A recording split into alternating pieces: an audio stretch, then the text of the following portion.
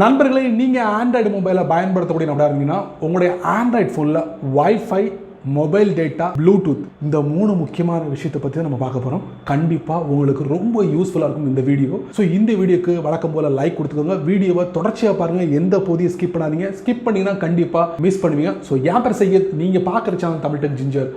வாங்க முழுமையான வீடியோக்குள்ளே போகலாம்.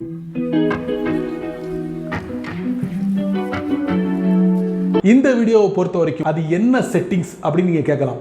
Wifi, Bluetooth, mobile data. So இதில் நீங்கள் எது வேணாலும் பயன்படுத்துங்க. பயன்படுத்தும் போது ஸோ இதை பற்றி நீங்கள் தெரிஞ்சுக்கிடணும்னு நீங்கள் ஆசைப்படுறீங்க. என்ன பண்ணுறீங்க? தெரிஞ்சுக்கிடணும்னு ஆசைப்படும் போது உள்ளே போயிட்டு நோண்டி நொங்கு எடுக்கிறீங்கன்னு வச்சுக்கோங்க. ஒரு நேரத்தில் உங்களுக்கு ஒரு ரிசல்ட்டே கிடைக்கல. அப்போ என்ன பண்ணுவீங்க? அதாங்க வைஃபைங்கும் போது என்னடா வைஃபை கனெக்ட் ஆக மாட்டுக்கு அப்படின்னு நினைக்கலாம். என்னடா மொபைல் டேட்டா வந்து கனெக்ட் ஆகுது பட் நெட்வொர்க் ஆக மாட்டுக்க அப்படின்னு நினைக்கலாம். என்னடா இது ப்ளூடூத் வந்து ஆனில் இருக்குது பட் ஃபைலை ட்ரான்ஸ்ஃபர் பண்ண முடியல அப்படின்னு நினைக்கலாம்.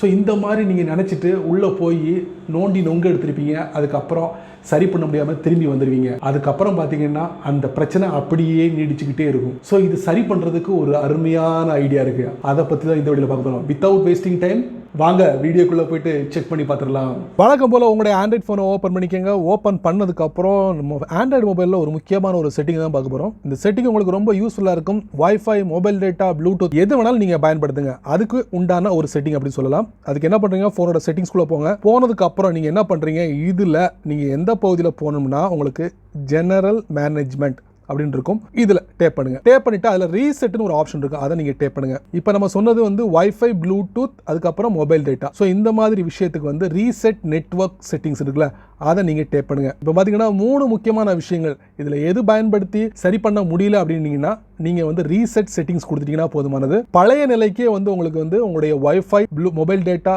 ப்ளூடூத் எல்லாமே பழைய நிலைக்கு வந்துடும். ஸோ அடுத்து நீங்கள் பயன்படுத்தும் போது ஈஸியாக வைஃபையை கனெக்ட் பண்ணலாம். மொபைல் டேட்டா வந்து ஈஸியாக உங்களால் இன்டர்நெட்டை ஓப்பன் பண்ண முடியும். ப்ளூடூத் ஃபைல்களை ஈஸியாக ஷேர் பண்ண முடியும். ஒரு மொபைல்லேருந்து இன்னொரு மொபைலுக்கு ஷேர் பண்ண முடியும். ஸோ இந்த செட்டிங்ஸ் இங்கே இருக்குது.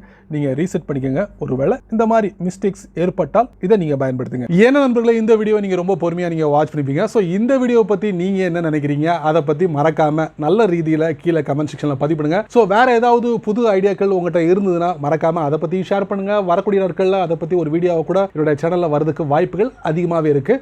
ஸோ இந்த வீடியோ பிடிச்சிருந்தா மறக்காமல் உங்கள் நண்பருக்கு நீங்கள் ஷேர் பண்ணுங்கள். அதே போல் இந்த சேனலுக்கு நீங்கள் முதல் தடவை வந்தீங்கன்னா இந்த வீடியோவில் ஒரு அழகான சிவப்பு கலர் பட்டன் இருக்குது. அதை நீங்கள் சப்ஸ்கிரைப் பண்ணிங்க. அதே போல் வீடியோக்கு லைக் கொடுத்துக்கோங்க. பிடிக்கலனா அன்லைக் பண்ணுங்கள், கவலையே இல்லை.